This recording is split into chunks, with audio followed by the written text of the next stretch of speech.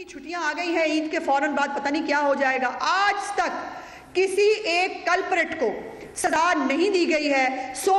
کہ ہاشم پوپلزئی صاحب جو شاید سیکٹری تھے، ان کو ہٹایا گیا تھا اس چینی کی رپورٹ کے بعد، ان کو اب جو ہے وہ پیپرا بورڈ پہ لگا دیا گیا ہے. یعنی پورے پاکستان کی جتنی پروکیورمنٹ ہوگی، چونکہ انہوں نے شاباش ان کو ملی ہے چینی پہ جو انہوں نے ڈاکہ ڈالا اس کو فیسیلیٹیٹ کیا، اب وہ بیٹھ کر پورے پاکستان کی پروکیورمنٹ کیا کریں گے. یہ ان کو انعام ملا اور جائز ہے. اگر خسرو بختیار کو پورا ایک ڈویژن جو ہے وہ علیحدہ کر کے اگر منسٹری دی جا سکتی ہے تو ان کا بھی حق ہے، ان کو ملنی چاہیے. اور جہانگیر ترین صاحب جو ہیں وہ اپنے بیٹے کے ساتھ جو ہے وہ لندن جا چکے ہیں، اور یہ جو یہاں کے ٹارزن ہیں یہ ٹارزن ہی بنے رہ گئے. ہم کاروائی کریں گے، وہ کریں گے.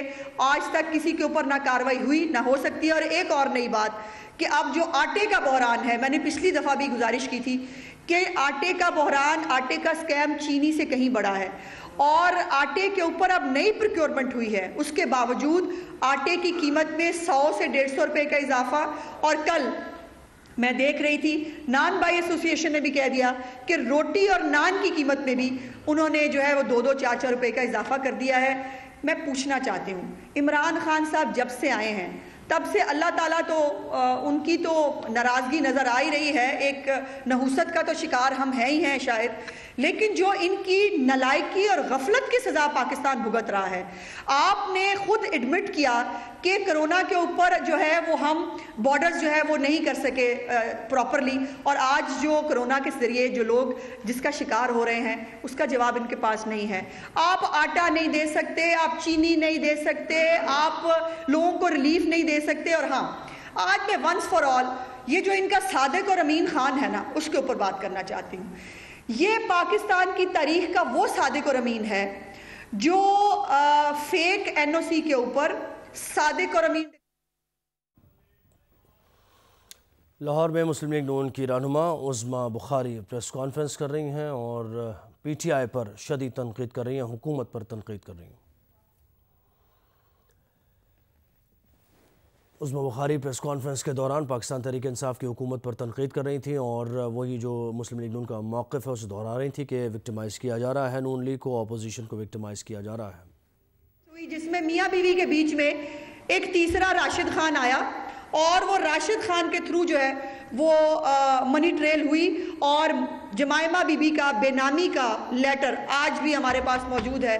اس کے باوجود یہ صادق اور امین جو ہے اس کو کہتے ہوئے یہ ان کو تھوڑی سی شرم آ جانی چاہیے. کچھ سرٹیفکیٹ عمران خان صاحب کی نا صادق اور امینی کے اور بھی ہیں، وہ بھی ایگزسٹ کرتے ہیں، وہ موجود ہیں. اور یہ جو صادق اور امین خان ہے نا، اس نے اب باقی تو چھوڑیے، باقی اس پہ نہیں جاتے، یہ اس سے ثابت ہے یہ جتنا بڑا جھوٹا اور بددیانت آدمی ہے. اس سے اس کی نشاندہی ہوتی ہے جتنے جھوٹ بول کر آیا. یہ مہنگائی سے لے کر، لوگوں کو ریلیف دینے سے لے کر، پیٹرول کی قیمت سے لے کر، عام آدمی کی زندگی میں اور نوکریاں اور گھر دینے کے، کون سا جھوٹ ہے جو اس آدمی نے حکومت میں آنے کے لیے نہیں بولا، اور آج وہ جھوٹ کی قیمت جو ہے وہ پاکستان بھگت رہا ہے.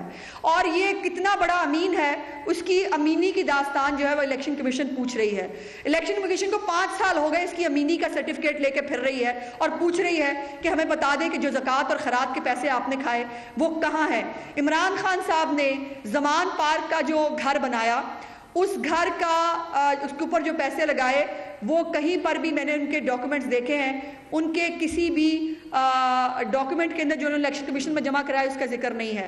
وہ 8 سے 10 کروڑ روپیہ کیسے لگا اس کا کوئی ذکر موجود نہیں ہے. برائے مہربانی یہ صادق اور امین خان سے اس کا سرٹیفکیٹ بھی جو ہے وہ لے کے دکھا دیں. اور آخری بات جو میں اس حوالے سے اور کرنا چاہتی ہوں، ٹرانسپیرنسی انٹرنیشنل نے یہ ایک لیٹر لکھا ہے جی 21 مئی کو عثمان خان بزدار صاحب کے نام. یہ لیٹر ہے میرے پاس، جس کے اندر انہوں نے لکھا کہ ناگہانی آفات کے اندر اور اس چیز کی اجازت ہے رول 66 کے تحت کہ آپ بغیر جو پیپرا رولز ہیں ان کو آپ بائی پاس کر کے فوری طور پر، چونکہ ایمرجنسی ہے، آپ چیزیں خرید سکتے ہیں. اس کی اجازت ہے. لیکن اس کے آگے یہی رول کہتا ہے کہ آپ کو جب آپ یہ پروکیورمنٹ کر لیں تو آپ کو اپنی ویب سائٹ کے اوپر یہ تمام ڈیٹیلز ڈالنی ہوتی ہیں.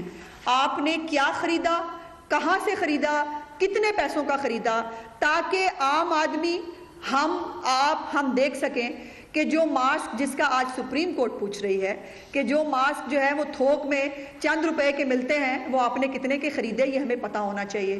اور میں یہ بات ریکارڈ پر لانا چاہتی ہوں کہ حکومت پنجاب نے اور حکومت پاکستان نے بھی شاید ابھی تک کوئی بھی ڈیٹیلز جو پروکیورمنٹ انہوں نے کرونا کے نام پہ کی ہے، کوئی بھی ڈیٹیل اپنی ویب سائٹس پہ جاری نہیں کی، اور یہ بہت بڑی ایک وائلیشن ہے قانون کی کہ آپ کو جو چیزیں آپ نے خریدی ہیں اس کا آڈٹ بھی ہونا چاہیے اور وہ چیزیں سامنے آنی چاہیے، آپ نے کہاں سے کیا لیا۔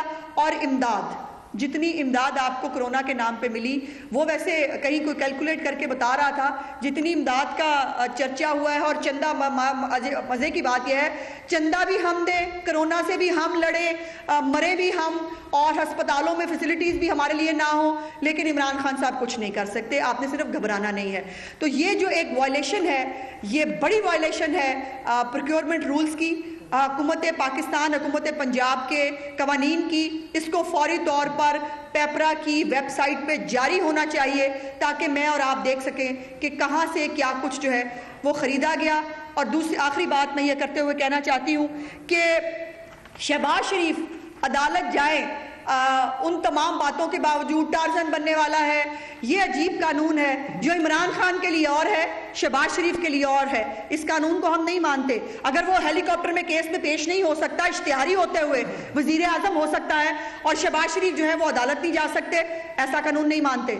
اور ایسا قانون بھی نہیں مانتے جو جہانگیر ترین کی چینی چوری کے لیے اور ہو اور شاہد خاقان عباسی کے لیے اور ہو، ایسے قانون کو نہیں مانتے۔ خسرو بختار کے لیے قانون اور ہے اور احسن اقبال کے لیے قانون اور ہے، نہیں مانتے ہیں ایسے قانون کو۔ اور اس کے بعد آپ کہیں نیب آزاد ہے، تو یہ نیب کی جو آزادی ہے یہ شاید یہ جھنجھنا اب مزید آپ کے کام نہیں آ سکے گا۔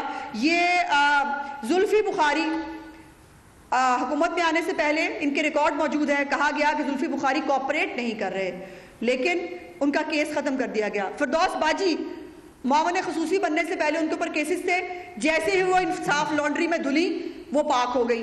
بابر اعوان صاحب، راجہ پرویز اشرف جس نے لیٹرز لکھے اپنے وزیر قانون کو نندی پور کے اوپر، اور سپریم کورٹ کے فیصلے کے بعد بابر اعوان کے اوپر کیسز جو ہیں وہ دائر کیے گئے، وہ جو ہے وہ بری ہو گئے۔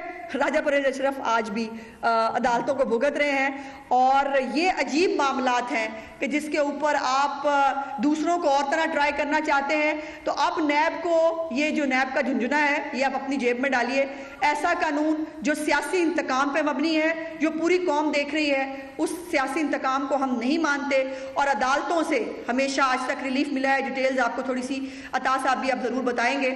عدالتوں کے حوالے سے ہم پہلے بھی عدالتوں سے سرخرو ہوئے ہیں، انشاءاللہ اب بھی ہوں گے، اور ان کو پہلے بھی ذلت ملی تھی، آئندہ بھی ذلت ہی ملے گی۔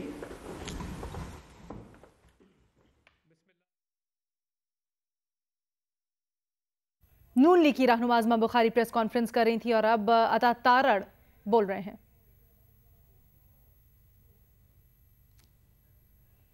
ایک جانب آپ اپنی ٹی وی سکرینز پر مناظر دیکھ رہے ہیں، نون لیگ کے رہنما ہیں، پہلے ازما بخاری بات کر رہی تھی، اب عطا تارڑ ہیں، وہ گفتگو کر رہے ہیں۔ دوسری جانب ینگ ڈاکٹرز ایسوسی ایشن کے رہنما بھی پریس کانفرنس کر رہے ہیں اور کورونا سے متعلق وہ گفتگو کر رہے ہیں۔ نون لیگ کے رہنماؤں کی پریس کانفرنس پہ لیے چلیں گے آپ کو۔ سالوں کے مقابلے میں دگنا ہو چکا ہے۔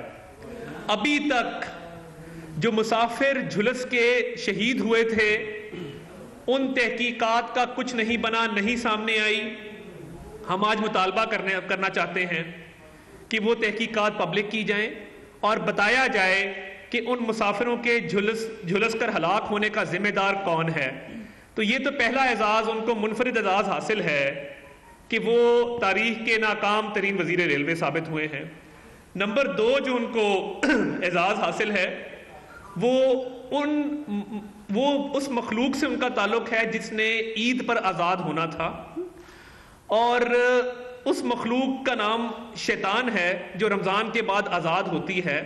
انہوں نے یہ نوید تو سنائی کہ یہ ٹارزن بننے جا رہا ہے نیب، اپنی نوید نہیں سنائی کہ میں مزید لب کشائی کروں گا اور عید پہ مجھے آزادی حاصل ہوگی۔ نمبر 3 جو منفرد اعزاز ان کو حاصل ہے، یہ تیسرا اعزاز ہے جو شیخ رشید کے سر جاتا ہے، وہ تاریخی بھگوڑا ہونے کا اعزاز ہے۔ آصف علی زرداری صاحب حیات ہیں، ان سے اس بات کی تصدیق کروائی جا سکتی ہے کہ جب شیخ رشید صاحب بہاولپور جیل میں قید تھے تو کس طریقے سے انہوں نے آصف علی زرداری صاحب کی اور محترمہ بینظیر بھٹو شہید صاحبہ کی منت کی کہ کسی طریقے سے ان کو وہاں سے رہائی حاصل ہو جائے، اور جو شرائط رکھی انہوں نے کہا جی میں ہر شرط ماننے کو تیار ہوں۔ بھگوڑا ہونے کا جو دوسرا ایک آپ کے سامنے میں مثال رکھوں گا وہ تب کی ہے جب اس ملک میں ایٹمی دھماکے کیے گئے۔ شیخ رشید صاحب نے میاں نواز شریف کی شان میں زمین و آسمان کے کلابے ملائے۔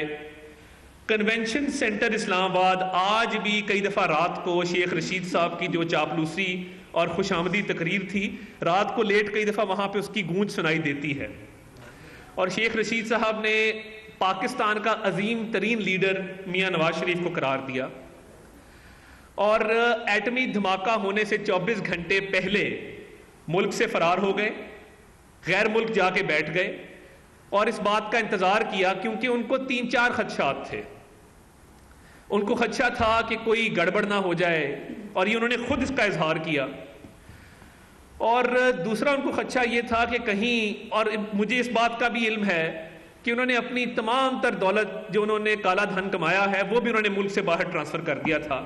ان کو پتا تھا کہ کلنٹن کی طرف سے سینکشنز لگ رہی ہیں، ہو سکتا ہے کہ لوگوں کی جو بینک اکاؤنٹس میں جتنی بھی دولت پڑی ہے وہ منجمد کر لی جائے، تو اس خوف کے پیش نظر انہوں نے بھرپور کوشش کی کہ میں ملک سے باہر چلا جاؤں اور حالات خراب ہوں تو میں باہر منتقل ہو جاؤں۔